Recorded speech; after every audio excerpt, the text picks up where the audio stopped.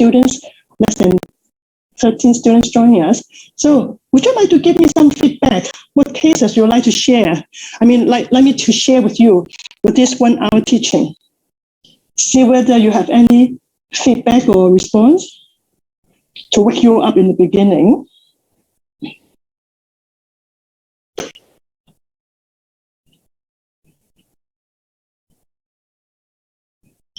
Okay, good. Okay, so thank you. Thank you for your feedback. And then as you wish, I'll give you some diabetes case as our team is, the first in Asia.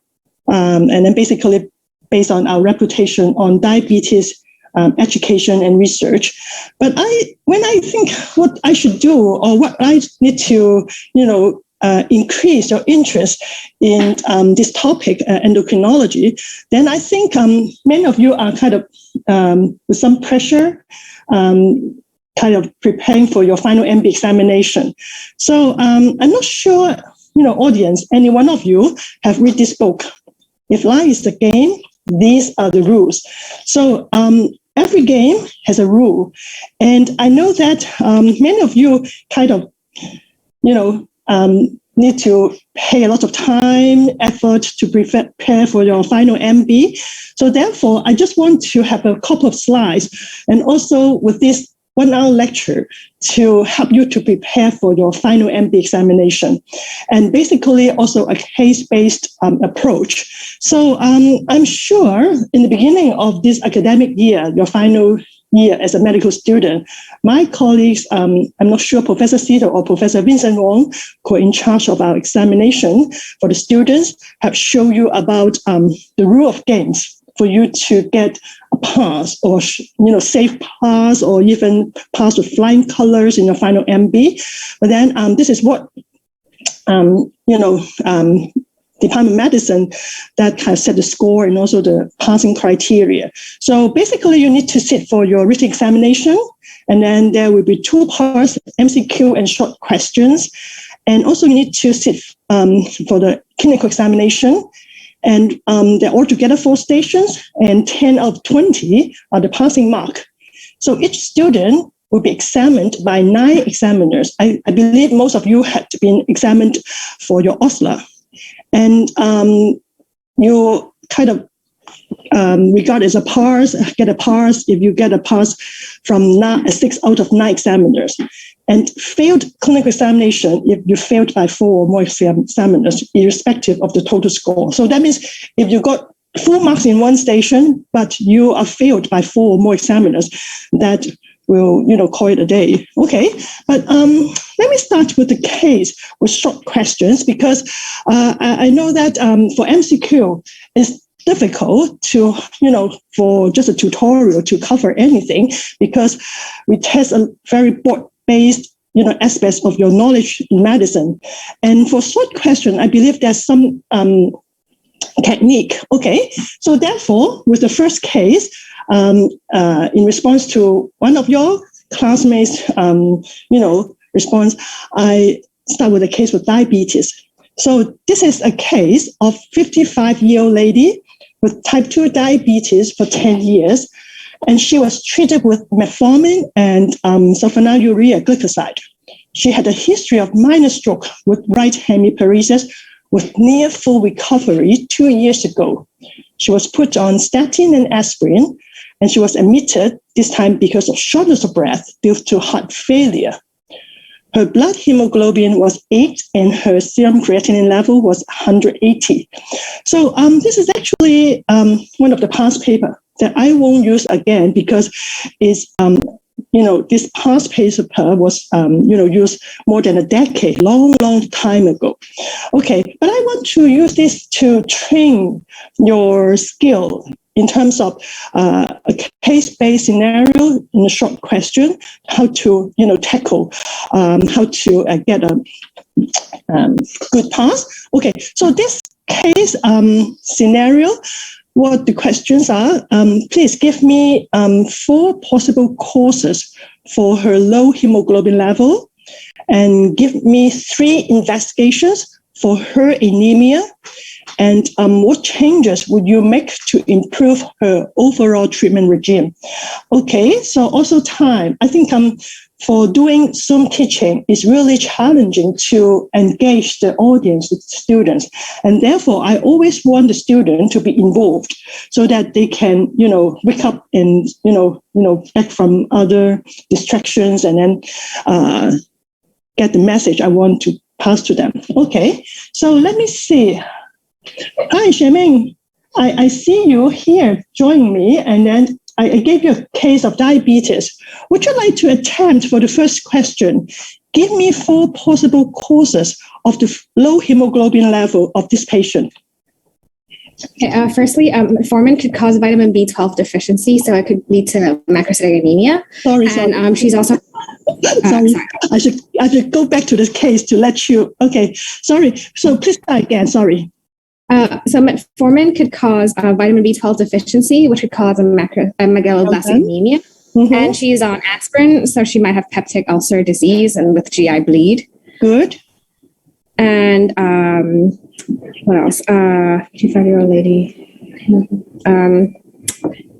She has renal kidney disease, so she could have like normocytic normochromic anemia related to chronic kidney failure. Good. And fourth cause, perhaps if she has other anemia of chronic disease, I guess. Mm-hmm. What else? You did very well. Okay, so would you like to attempt the second questions? Give me 3 investigations for her problem of anemia. So we need to look at the depending the CBC and the peripheral blood smear, mm-hmm. and to check to see if it's like normocytic normochromic or megaloblastic or macrocytic hypochromic, and an iron profile to rule out iron deficiency anemia, mm-hmm. and also vitamin B12 and folate levels. Mm-hmm. Mm-hmm. More investigations, and I guess if she complains of GI bleed symptoms, we do an OGD, mm-hmm. an endoscopy. Mm-hmm. What else?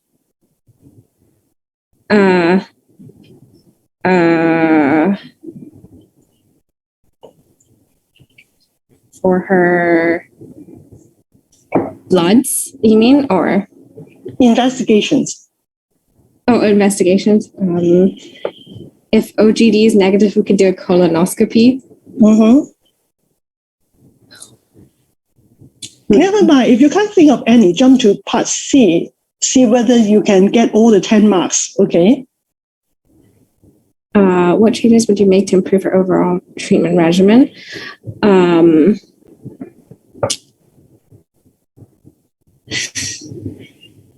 So she has heart failure. So I think if she has no contraindications, I might start her, and also renal failure, I might start her on SGLT2 inhibitor, mm-hmm. because it's cardioprotective and renal protective.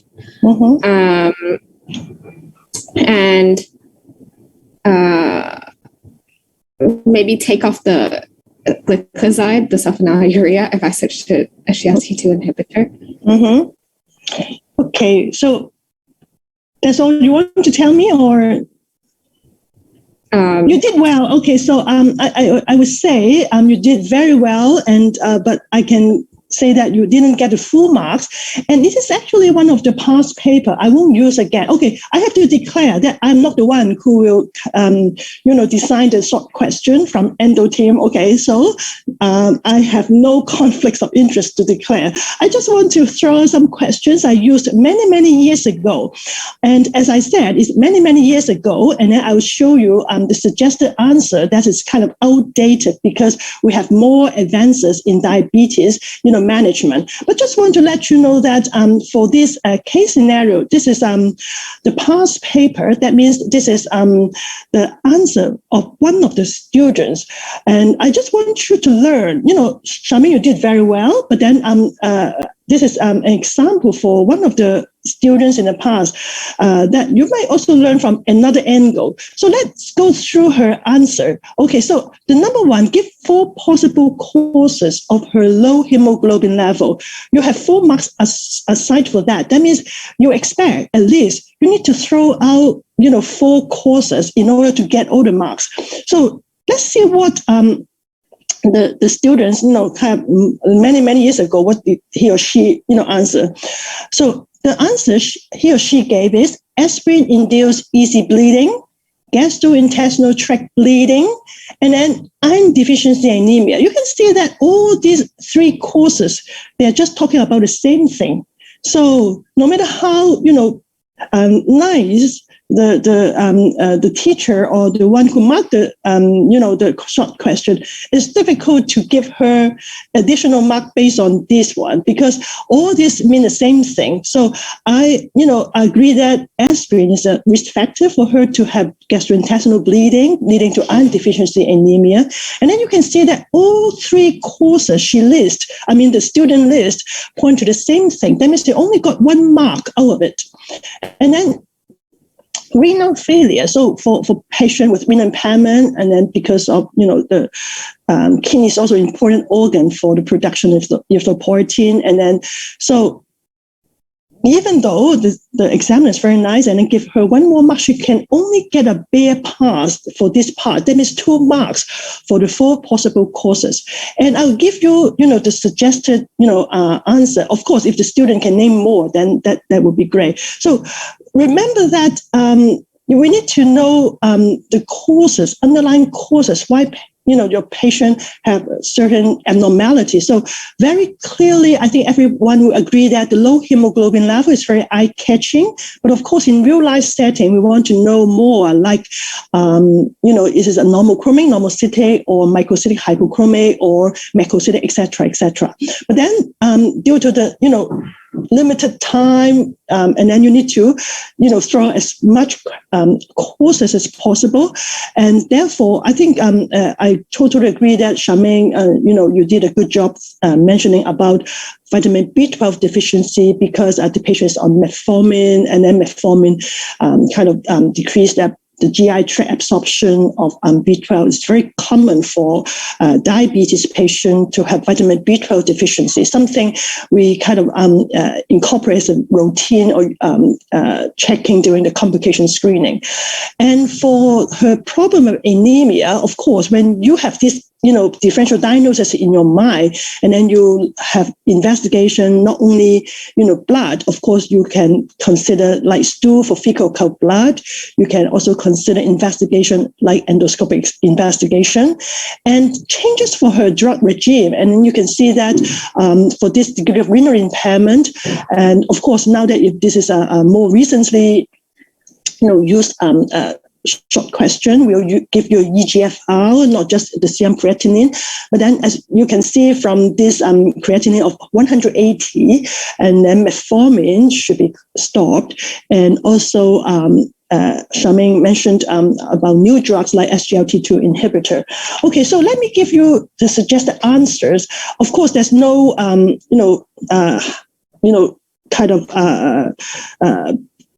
100% correct for all the answer. Of course, if you can, name more, that would be great. So B12 deficiency is something that you need to aware. Aspirin-induced gastrointestinal bleeding and his renal impairment also a reason. And don't forget colorectal cancer, because cancer emerged as a rising cause of morbidity and mortality in people with diabetes, particularly in this era that patients are protected with cardioprotective drugs, because in diabetes, the top cause of mortality traditionally is cardiovascular death, and it remains to be the top cause in many parts of the world.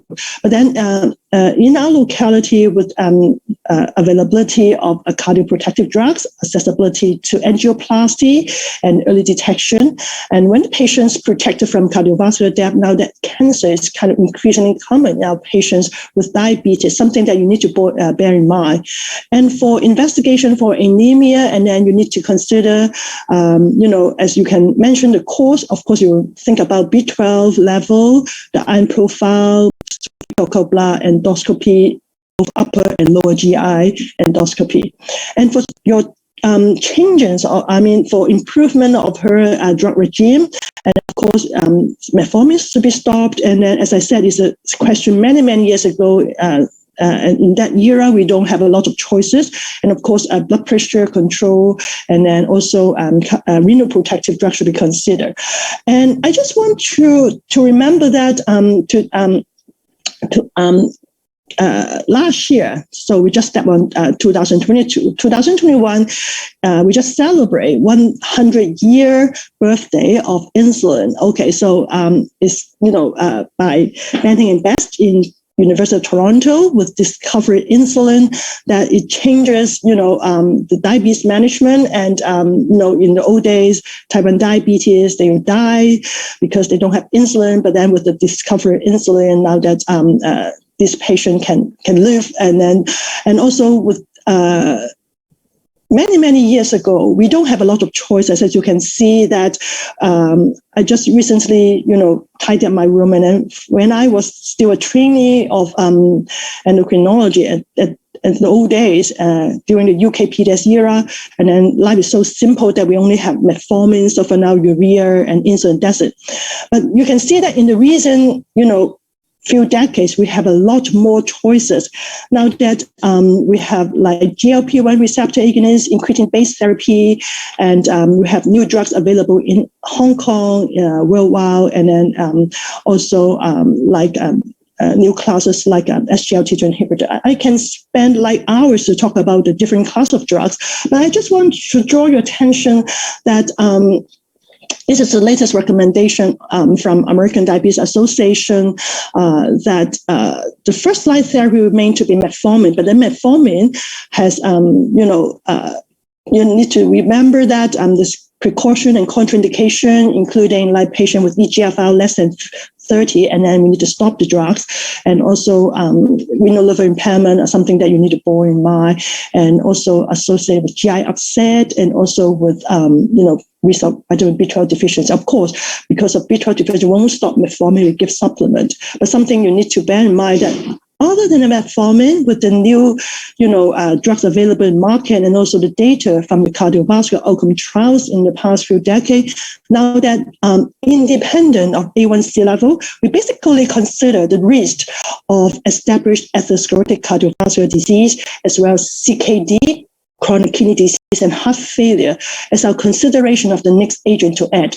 Of course, don't forget lifestyle modification is always the cornerstone of diabetes management, but change behavior is not an easy thing, like many, chronic disease management. So for this, case scenario, of course, she had, CKD, heart failure, ASCVD, and then, of course, the next agent, for her, of course, metformin, when stopped, and then we need to consider other agents, and now the SGLT2 inhibitor and also GLP-1 receptor agonists are the choices of much higher priority compared to other drugs like sulfonylurea. And of course, as you can see that that's kind of under consideration if the patient have no CKD, heart failure, ASCVD, of course, it's a real issue in many developing countries and many parts of the world, and the sulfonylurea is still using. But then, if, in our locality, of course, I think we can afford a better choice of anti-diabetic agent for our patient. And also, as mentioned in the past, when we're talking about injectable subcutaneous therapy, people kind of immediately think of insulin. But then I just want to draw your attention that the recommendation that even injectable is considered. Please consider GLP-1 receptor agonist prior to insulin. But of course, when you think about treatment with the indication, always step back, think about the precaution and contraindication.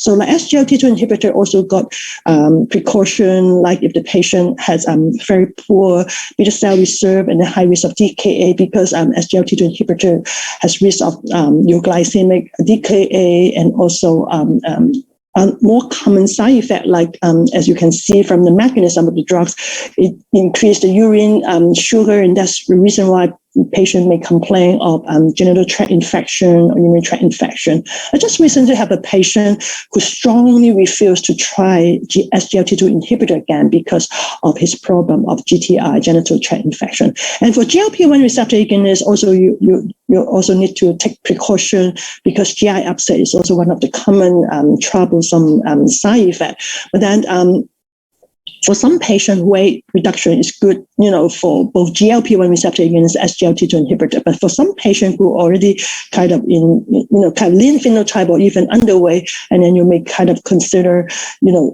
the weight reduction not a good thing, but a bad thing for patients. So always tailor-made the regime for your patient. Okay, so let's move on. Okay, so let me see. I spent like 25 minutes for the first case. And then let's go to the second case. So second case is a diabetes case again. Okay, again, a past paper used many, many years ago that I won't use again. So a 56-year-old man admitted because of chest discomfort for 1 day.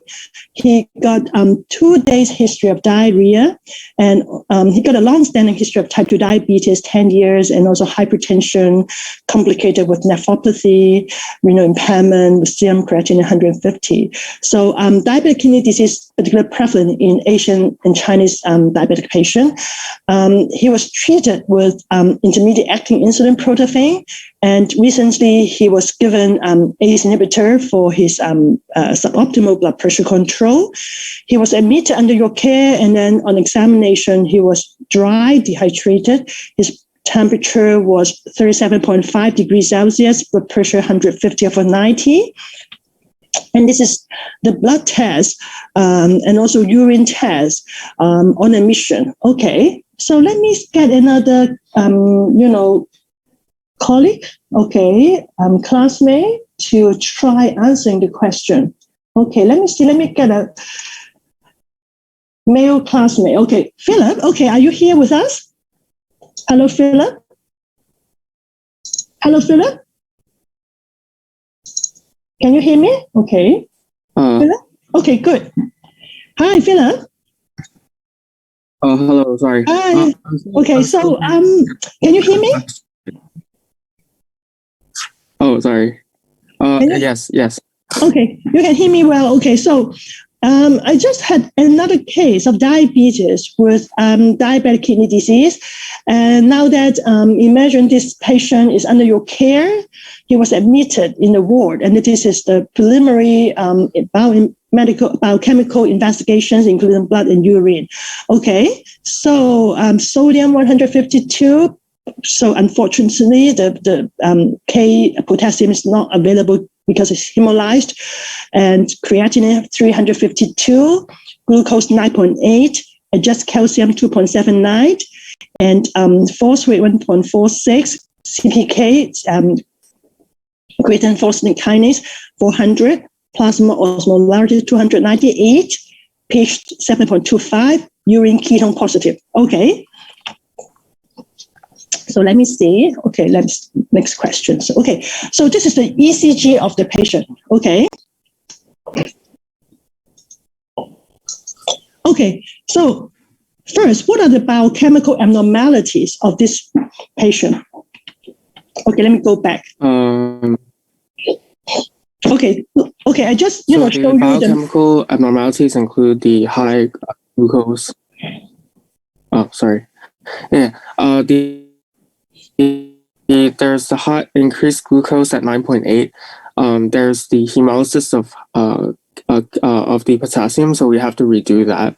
And then there's also the low pH and also positive urine ketones. So there's so the investigation feature the hyperglycemic state with metabolic acidosis, and there's urine ketones, so it's diabetic ketoacidosis. Diabetic ketoacidosis with a plasma glucose 9.8. Are you sure? Okay, never mind. Okay, imagine that this is your final MB. You need to go to the second questions. What is the ECG abnormality? What are the possible underlying causes? What are the immediate laboratory investigations? Yeah, the glucose is not high enough. Okay. Okay, go ahead to tell me the ECG abnormality of this patient. So I think the ECG abnormality, there's tinted T waves. I think that I cannot measure a PR interval, but it could be prolonged. The PR interval is There's 196. also Okay, you can read this. Okay. one. Okay, and then the quality is not good, but then I think it's correct, the PR interval. PR interval is also it's not prolonged, and then but the T wave is tinted. There's also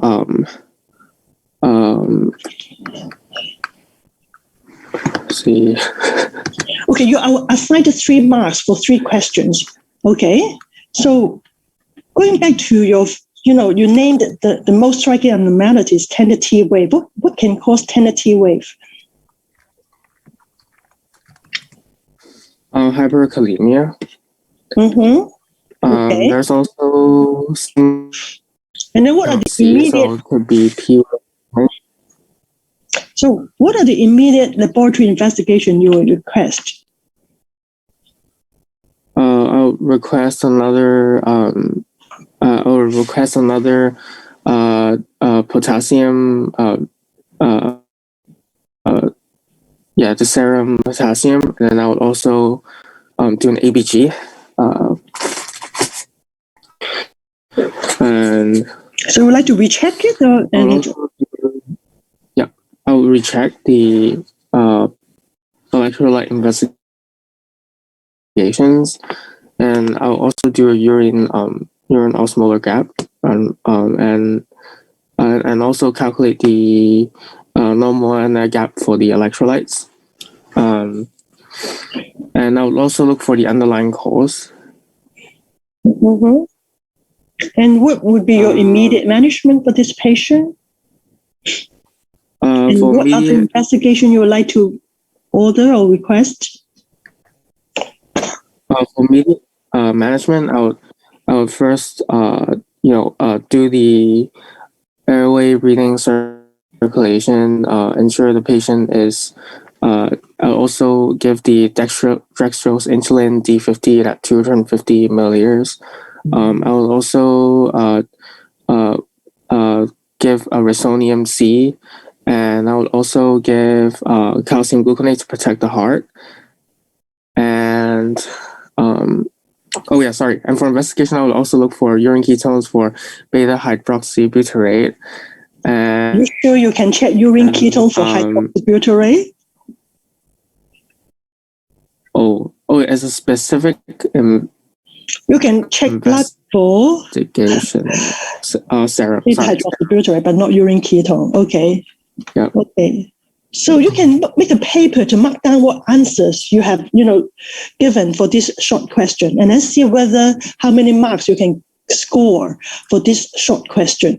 So number 1, I'm not sure you remember this patient's, her baseline creatinine, 150. Okay. So now that she jumped from 150 to 300 something. So the most striking abnormality is acute on chronic renal failure.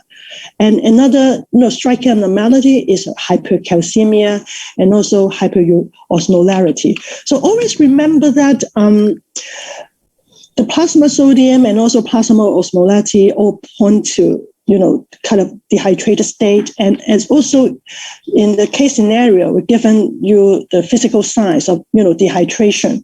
And this is one of the most important thing, for different causes, acute and chronic renal failure, that you need to consider. But I'm kind of surprised to learn that with the patient with glucose 9.8, of course, if the patient in this era of SGLT2 inhibitor, that I just mentioned that they can have euglycemic DKA, but that's very unlikely with this patient with this drug. Okay, as I said, it's more than a decade ago. It's a past paper. And always remember, when patient attached with urine ketone, and then that can be false positive. As you can see, that a lot of abnormality here, kind of borderline like CPK. So don't tell me that is raised CPK because it's only 1 unit above the upper limit of normal. Okay, so I want you to have a clinical sense, clinical interpretation of the biochemical report. So remember, when you got something like urine ketone positive, it doesn't point to the fact that the patient must have DKA. And there's a lot of possibility of false positive of urine ketone. For example, patient with dehydration, or, when you're an adult and then you probably need to ask for the blood for the blood ketone rather than urine ketone. And also, as you can see that from the urine test strip, we use the nitroprusside to test for the result. And then there's a lot of sulfur-containing drugs can also give you a false positive result. And therefore, I want you to also spot out, I think you did a good job. You mentioned about tentative weight, which is the most important thing that you can't afford to miss, because the patient can die of it if you miss this sign. So therefore, you need to spot out this very important abnormality from the ECG, that is a tall tentative weight, and the hyperkalemia is, one of the very important things that you need to consider. And that's the reason why you need to ask for urgent recheck the potassium level. And the pursuing factors for this patient is likely to be the recently added ACE inhibitor, one of the potential side effects associated with the ACE inhibitor. And of course, with pursuing factors like, the renal impairment, dehydration.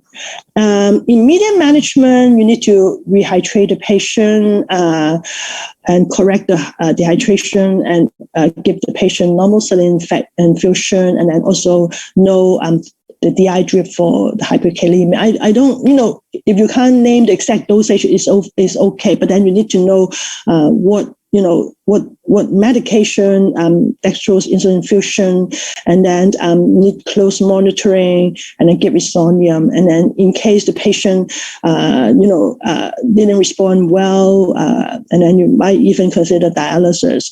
So after rehydration, you might consider furosemide to help, getting rid of the potassium from kidney, but of course must have adequate rehydration before you do so.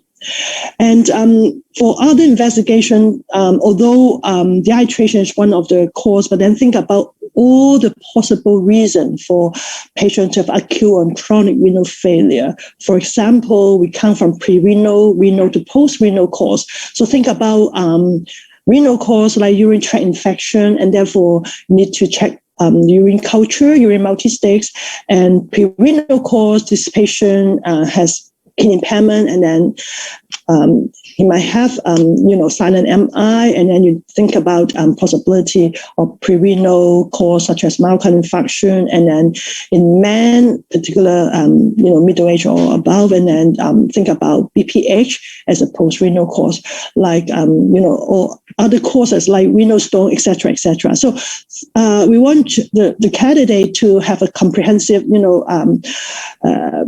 thinking of the problem, and then from pre-renal, renal to post-renal cause, try your very best to put the kidney function back to normal, back to the baseline.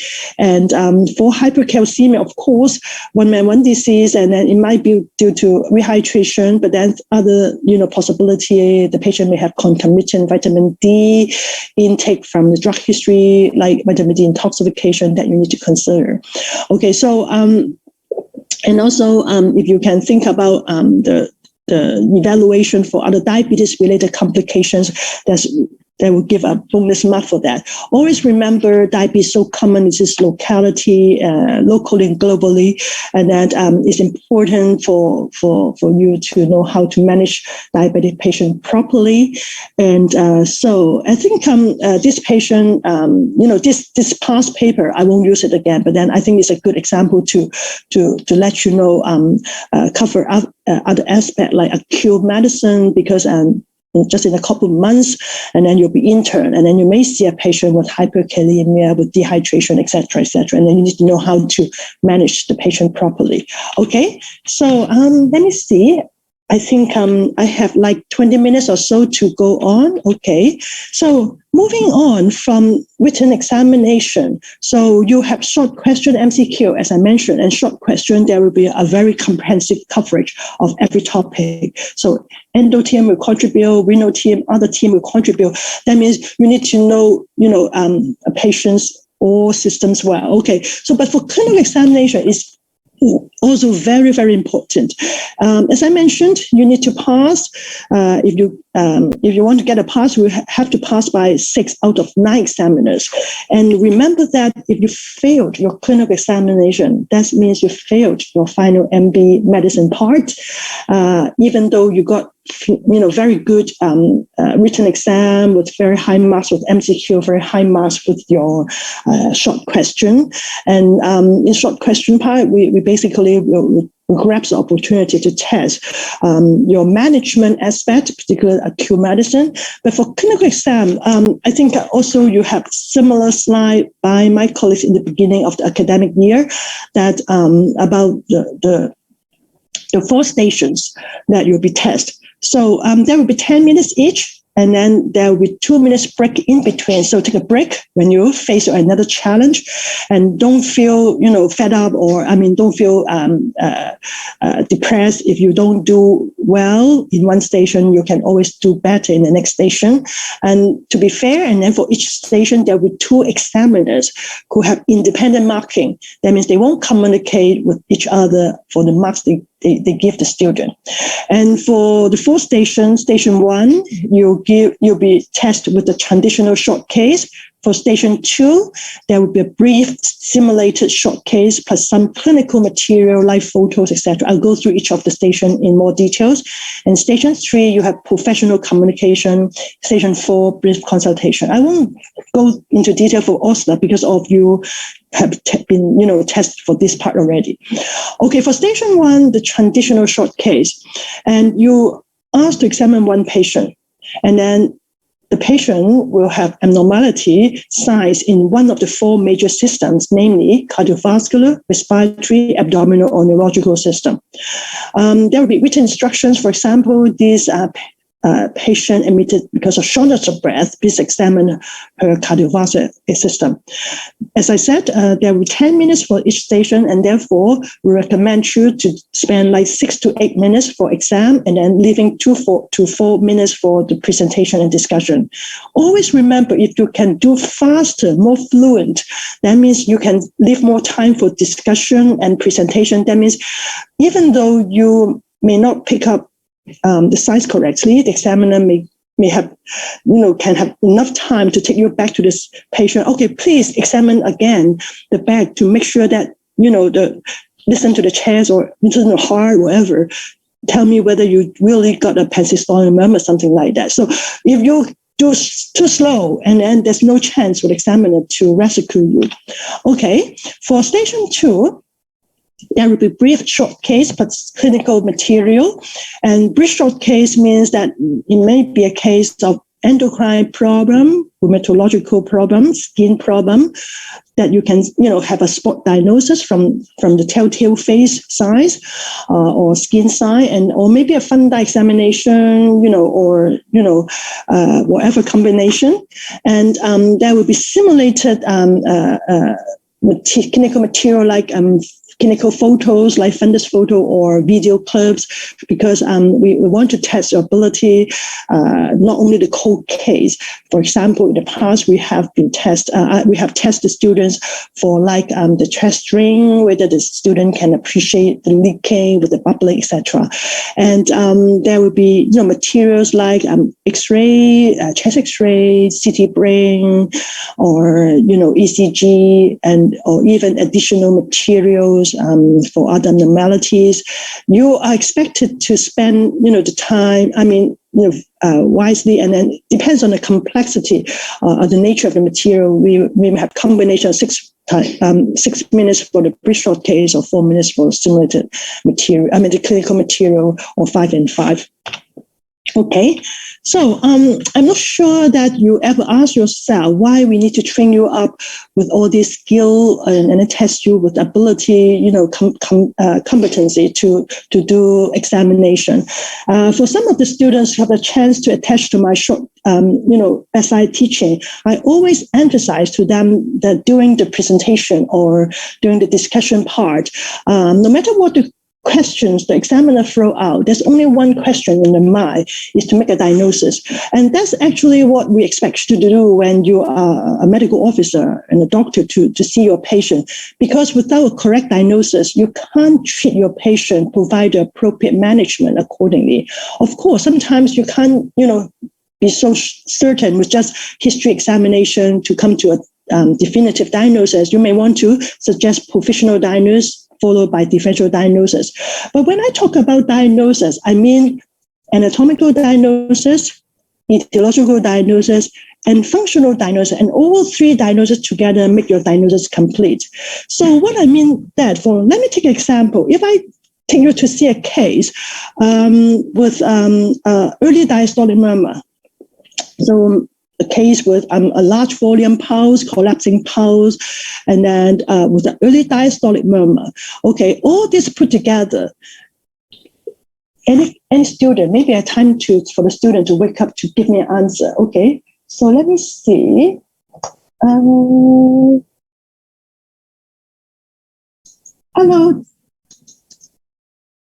Dr. Law. Okay, Dr. Law, are you here with us? Yes. Hi.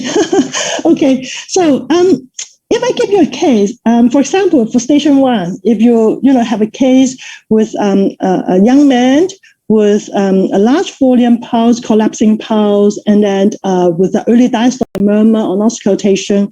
So, can you suggest to me what's the diagnosis? It would be aortic regurgitation, and the most common etiology would be rheumatic heart disease or infective endocarditis. It can also be caused by aortic dilatation. And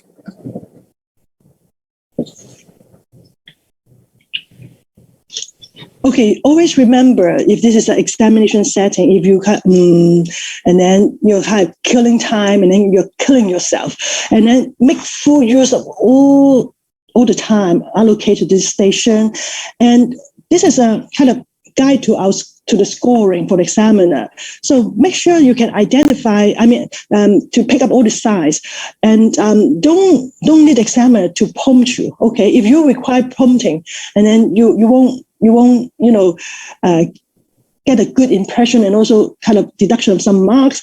And so because there's no case here, the Zoom teaching, so I told you all the signs. That means I expect you to pick up all the key signs, but don't forget secondary signs. Okay, so why I said you need to have an anatomical diagnosis with all these signs putting together, I think all of you here agree that the site of lesion, the anatomical diagnosis will be the aortic valve, aortic regurgitation. Totally agree. But then you need to pick up the rest of the diagnosis.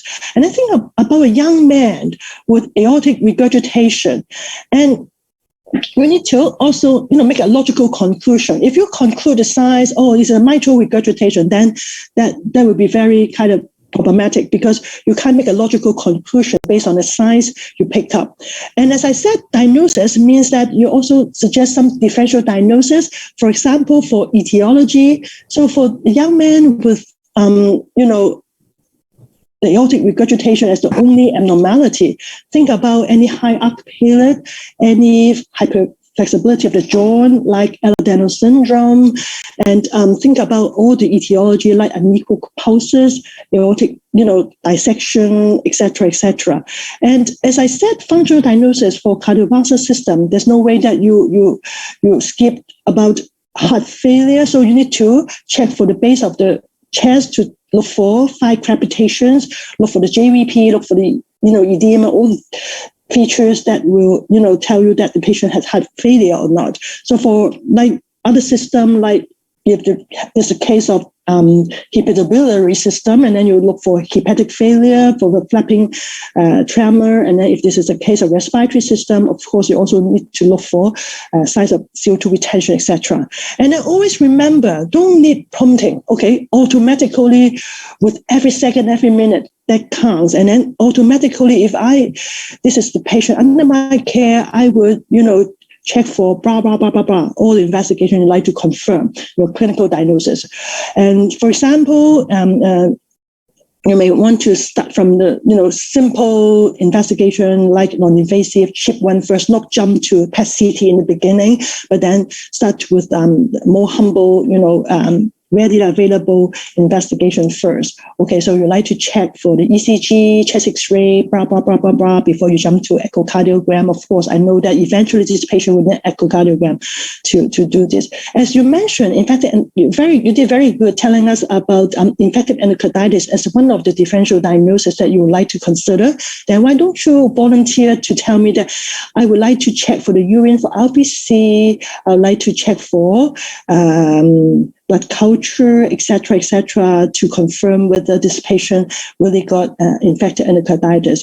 You can ask for additional thing. If I'm allowed time, I would like to ask ophthalmoscope to check for, raw spot, et cetera. Okay, so remember, try your very best within that 10 minutes. Use the time wisely, and then do examination and also propose additional things that you like to do for the patient. You might not be able to, do history taking, but of course you would like to check whether, as you mentioned, IE, and then why not, if I'm allowed, I'd like to go back to the history to ask for whether there's a recent dental extraction, et cetera, or additional system you would like to ask. Okay. And for the station 3, this is professional communication. So usually there will be an instruction, case summary.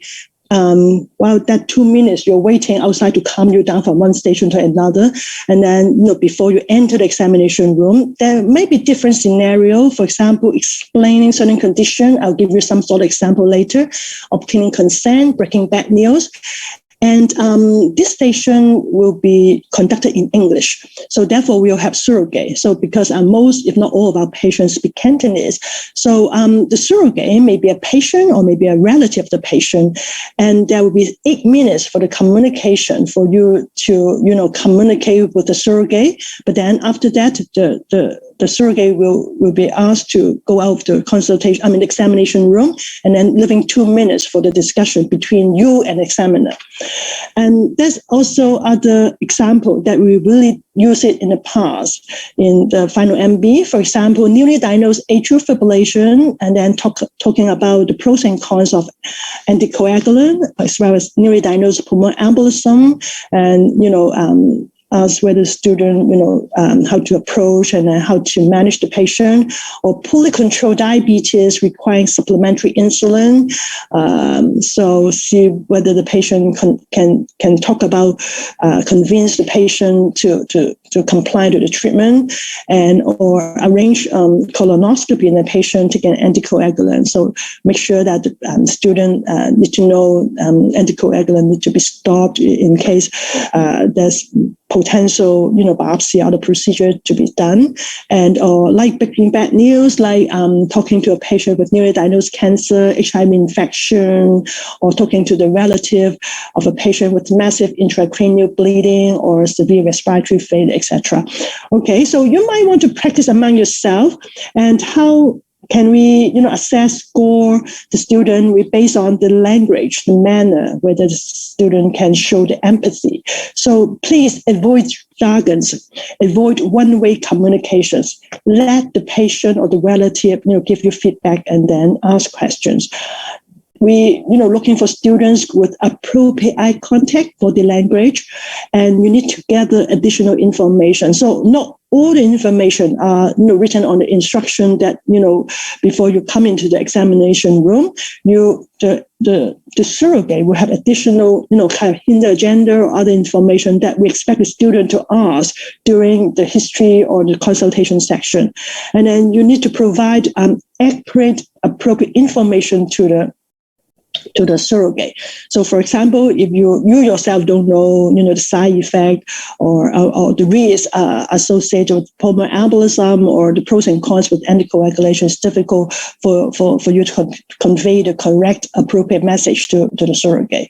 And always address the patient's concern, what their main worry, the main, consideration they have, and then, with a good discussion among, you and the examiner.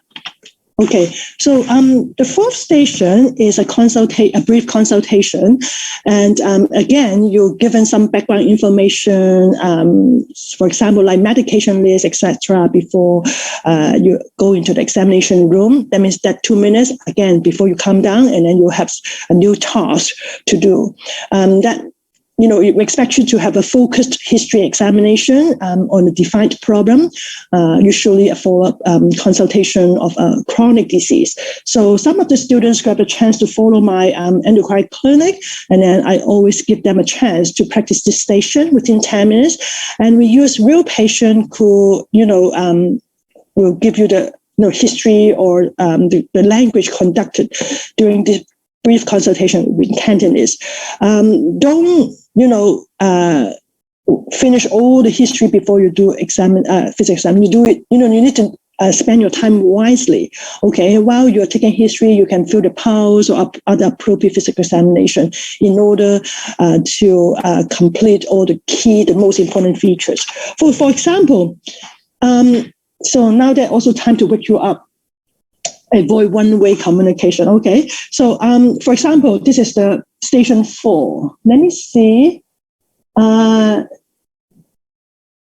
Maybe Ivy. Hello, Ivy. Ivy, are you here? Hi, yes. Ivy. So you are given a chance to this station 4. Okay, now that the instruction sheet you read before you enter the examination room is that this young gentleman came to your clinic for consultation because of headache. Okay, would you like to spend 8 minutes to talk to him and also do examination to tell me the problem of this patient? Okay, in Cantonese now. Right. Yes. 先生你好啊，我係何醫生啊，咁咧知道就你話有啲頭痛啦，可唔可以講多少少嚟聽下？我頭痛咗成幾個月啦，好辛苦啊，越嚟越痛。係咁係幾個月之前咧，有冇話係撞親過啊，或者係發生過啲咩事先開始頭痛㗎？冇喎。係咁你咧除咗頭痛之外咧，仲有冇見其他地方唔舒服啊？冇啦，主要頭痛啦。咁頭痛嘅位置大概係咩位置度？有冇話走去邊度？成個頭都痛。成個頭都痛嘅。咁你除咗話頭痛之外咧，有冇話覺得睇嘢啊嗰方面有啲唔同咗啊？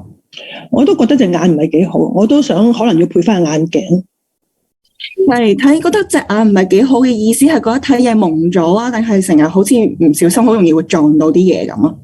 成日都蒙蒙地咁樣咯，總之就唔係好清楚啦。總之唔係，我諗都係真係要配翻眼鏡。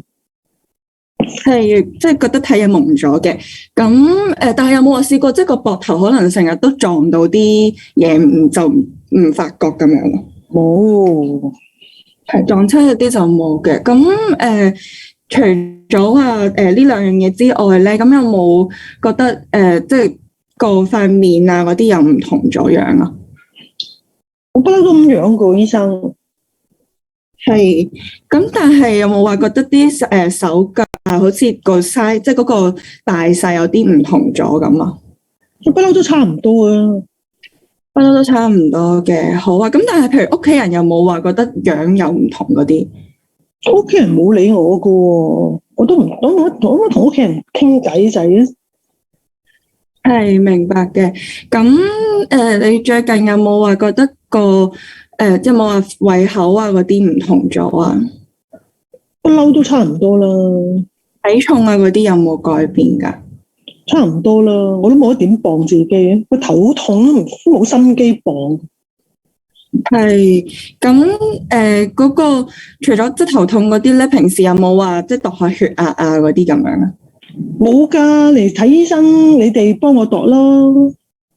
係明白嘅。咁你本身有冇啲咩長期病患嗰啲㗎？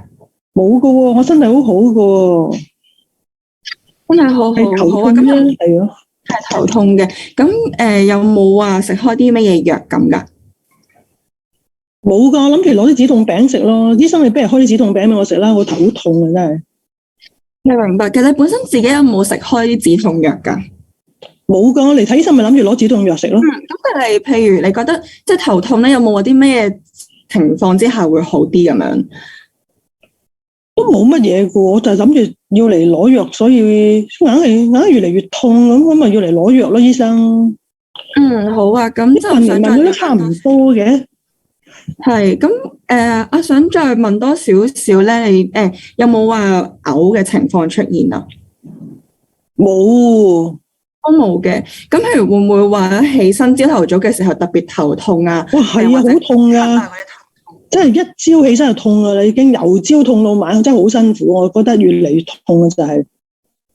但係會唔會痛醒㗎？夜晚瞓覺嘅時候，起身咪痛啦，一起身就痛啦。我都覺得，如果唔係我唔嚟睇醫生啦，不嬲冇嘢嘅。咁但係會唔會話係朝早嗰刻特別痛，或者咳嘅時候特別痛㗎？會㗎，起身又痛，咳又痛，總之就哇！我覺得，所以我一定要覺得要揾啲止痛藥食。係明白嘅。咁手腳啊，會唔會覺得冇力嗰啲啊？冇到地盤嘅，好力㗎我。好啊，明白嘅。咁就平時有冇食煙啊、飲酒嗰啲習慣㗎？兩樣都有喎。兩樣都有嘅。食咗幾耐煙度啊？我10零歲開始食喎，食咗10年喎。係咁飲酒嗰方面咧？我出嚟做嘢飲㗎啦，係啊。日日都飲嘅定係？日日都飲㗎。係明白嘅。咁你本身屋企人咧有冇啲咩遺傳病啊嗰啲㗎？冇，我諗冇啩，都話冇乜聯絡㗎啦。好啊，明白嘅。咁想同你做少少檢查，咁就想睇下你嘅視力啦，睇下你嘅視野啊，咁樣同埋同你試下啲力咯。仲有啲咩檢查添啊？我趕住走㗎啦，醫生。係想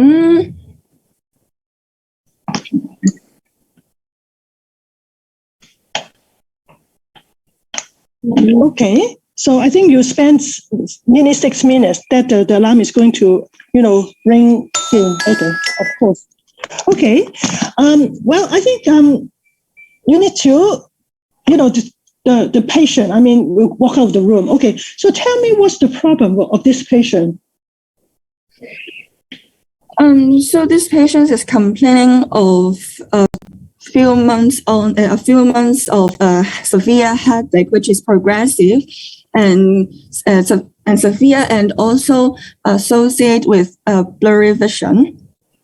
But otherwise, the patient has good past health and no other significant past family history. So what abnormality do you notice? So if this is a real scenario in station 4, then the patient already kicked out of the room. You don't even have, time to do the visual field. I don't think that you can do it like 30 seconds. And so make sure that you allocate your time wisely. So this patient, what abnormality from the facial features you can see? I think there is frontal boxing and also widening of the teeth space. So that's very obvious, acromegalic lobe with crossing facial features, and then a bit of neck swelling, and also the increase in interdental distance of the teeth. So this is a patient with excess growth hormone. But anyway, I want you, if you are really seeing this patient, I think you did a good job to look for the important symptoms associated with headache, like increase with coughing, straining, or any maneuver increase intra-abdominal strain, etc. And then so that's something you need to, before the patient leaves the consultation room, you need to check the visual field. You need to ask for fundoscopy examination, of course, with the next swelling, and then you need to feel the goiter, and then you need to ask for the old photo for comparison. You don't expect the patient to be a doctor. And then within this few minutes, you expect to ask the marital status, occupation, don't, expect the patient volunteer tell you the job, etc. Okay, so I think in the interest of time, as I said, this is a 1 hour teaching. I need to a bit hurry up. And what we expect you to do within this 10 minutes, you need to with the history covering at least, the most basic things like smoking, drinking, occupation, any past medical history, and then the history of present illness, etc.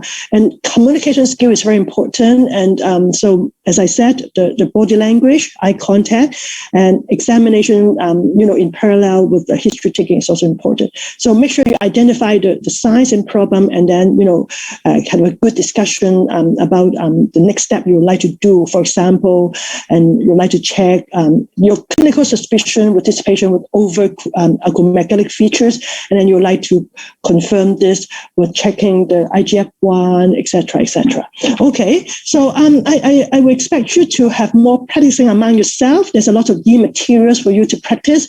If you remember what you taught, you were taught in year 4, and then one of the sections for the communication skill, that there's a lot of YouTube material. So you may want to learn how, people take the history, like what kind of body language, what thing you like to, impress your examiner. Okay, so some material for the MRCP level, but no harm that you, as an MB/CHB level, grasp the technique. Okay, so this is one of the case I see in the endocrine clinic that I used to, teach last year's online case discussion. I don't think I have time to go through it, but then I think there's a lot of many different interesting case that we'll see in the clinic or in the hospital. But then this is just one of the interesting case I used it to teach last year when I pick it up in the endo clinic. A retired teacher, non-smoker, non-drinker, no drug allergy, lives with wife, and then before COVID-19, frequent traveling between Hong Kong and Canada because he's migrated to Canada already. There's no family history endocrine problems.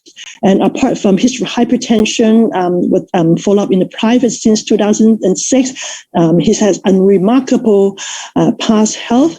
And on 7th of June 2020, he was admitted because of vomiting, passing loose stool, and then he recorded a bit of fatigue and weight loss at that time.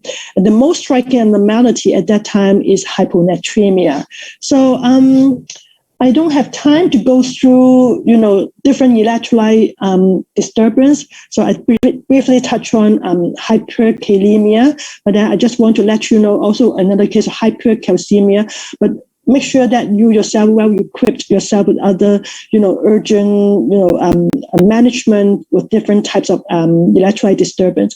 And hyponatremia is one of the common scenario that you may see in the ward in the future when you work as an intern or medical officer.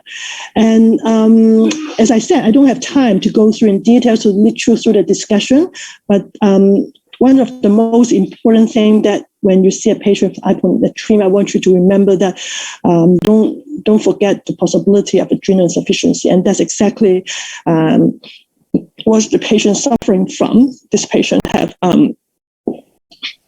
cortisol single digit, but then with the short synaptic test, low dose short synaptic test, and also not reaching the peak level. So in the past, we use 550 or 500 as the cutoff, but now that we use mass specs, that's the reason why I'm more sensitive, and now that we have low cut. So when you interpret blood test result, make sure that different lab have different cutoff, different reference range.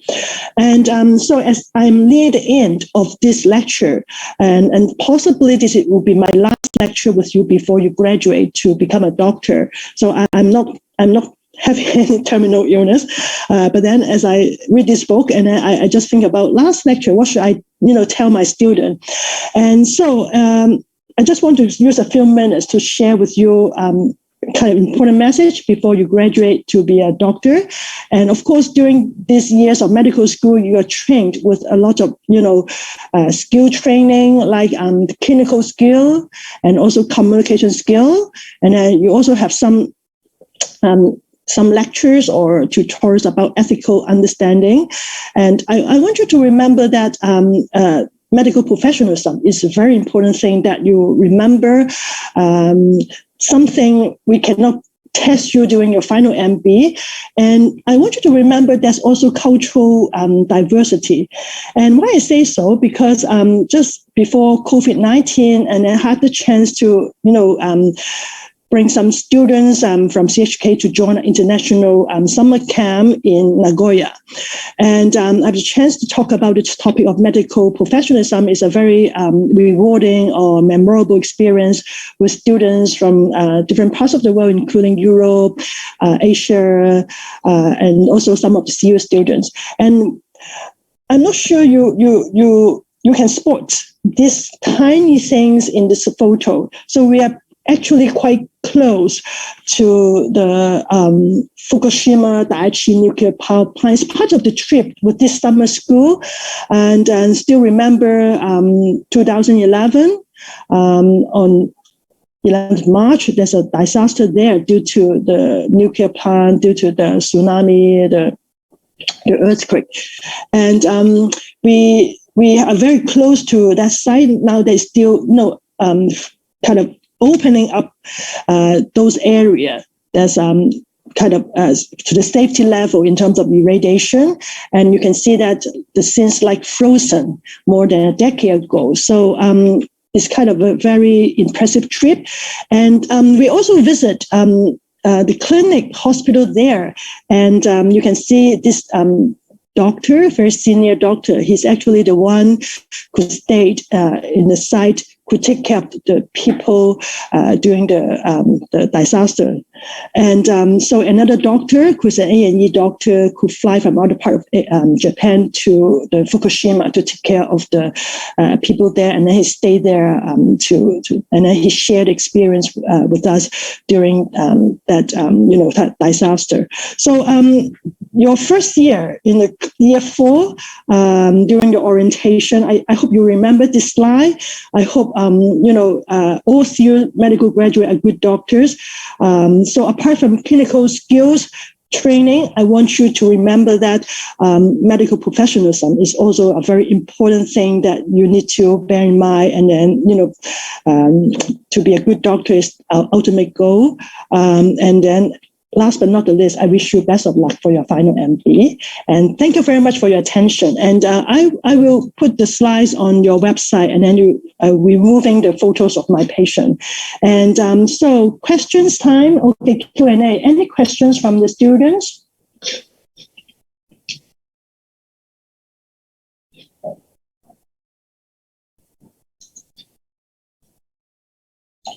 So if not, and then I think we'll have a little bit, overrun for 10 minutes, and I wish you best of luck again. Thank you very much for joining me. Thank you. Bye-bye.